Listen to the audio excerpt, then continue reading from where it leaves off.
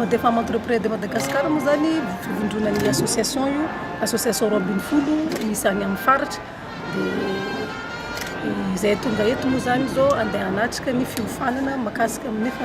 sehatra ny agro-industrie nanao projet moa zay resaka accompagnement ny femmes membres du GFM ministre développement secteur agro-industrie sy stratégie de croissance ny entreprise dia nanomboka octobre moa io projet io zay farana any amin'ny février 5 mois fotsiny dia tamin'ny octobre ny efa nanatona zay ny 66e congrès ny femme chef d'entreprise mondiale tany Russie misy efatra ambin'ny folo ny délégation ary 10 tamin'ireo zany ny financeny ty projet ty mariako manokana moa fa sy atao hoe projet financé ny Union européenne izy ty amin'ny alalan'ny programme Procom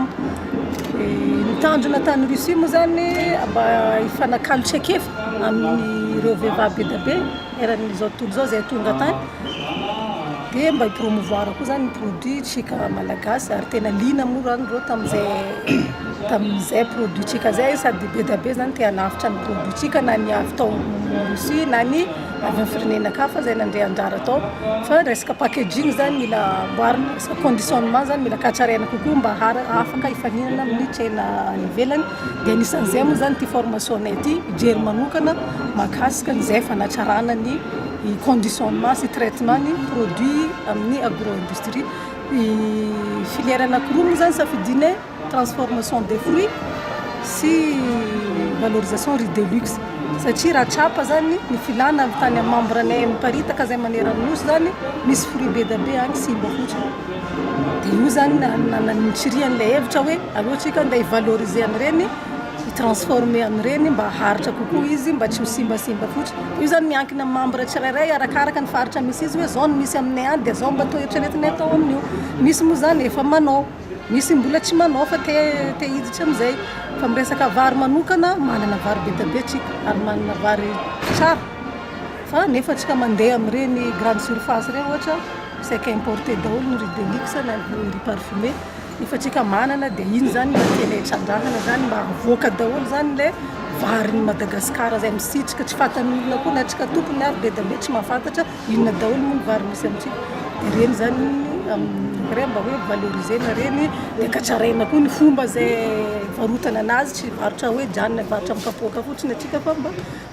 lasa mba manara-penitra kokoa zany mba ho lasa mise en sachet dia mba valoriser zany le vary mba fantany rehetrarehetra koa hoe kay misy amin'izao aty Madagasikara misy hoe le mpandraraha misehatra amin'izay vary zay nefa ao aminareo ao aminay ao zao mbola eo amin'ny folo eo ihany manao an'izay dia ahoana ny ampivelarana azy zay moa zao hoe 10 dia raha androany io moa zany mbola maraina zao zany séance d'information de sensibilisation misy ministère anakefatra moa miaraka aminay eto avy amin'ny industrie secteur privé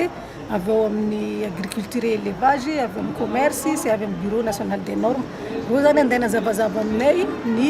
tokony atao sy ny toezavy misy zay miresaka zay agro-industrie zay na eto an-toerana na any ivelany dia rariva moa zay hiaraka amin'ny consultant satria misy consultant formateur anankitelo zany miaraka aminay mandritra n'ity projet ty ny ray spécialiste amina transformation fruit ny ray spécialiste amin'ny resaka vary dia ny ray moa miresaka business plan sy stratégie de croissance io telo io zany miaraka aminay mandrapahatambotry ny projet mpanao zay formation technique sy formation pratique ary coaching moa no tena betraka zany mandritra ny fotoana io zay mba ahafahana ary amin'ny farany zany mba hamoaka tena vehivavy matianina zay miresaka agro-industrie ary mba ho hita zany erakintsena re zany hoe ny produit vitany membre avy ato amin'ny GFM visibilité ny produit mba qualité ny produit zany mba hiatsara kokoa ary ny fomba fitantanana ny orinasany vehivavy mihitsy zany hiatsara amin'ny alalan'izay formation business plan zany ary mieritreritra koa zay mba misy manana satria accès au financement anisan'ny olana koa zany na dia io amin'ny fahavononana accès au financement zany isan'ny olana nefa ny fahazahoana ny vola amin'ireny banque ireny koa tsy mora dia zay zany mahatonga zay mpanao formation business plan mba manantena zany zay avec partenaire any mo BOA miara-miasa BOA zany mba hoe mba ho hisy hazo financena zany ny projet mivoaka eto mba hoanina zay accès de financement zay